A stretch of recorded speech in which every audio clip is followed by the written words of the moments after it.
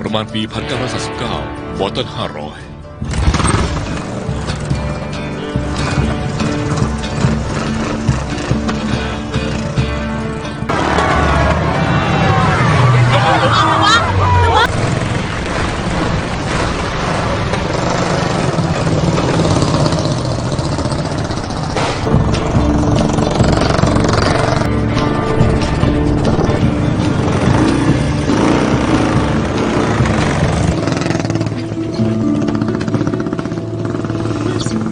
ใช้ลวดซ่อนมาทุกอย่างแบบนี้ผมขี่ได้เจ๋งกว่าเดิมมากเลย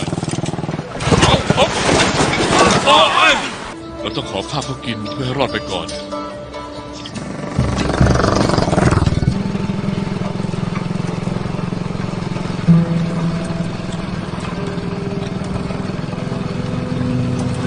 ว่ามา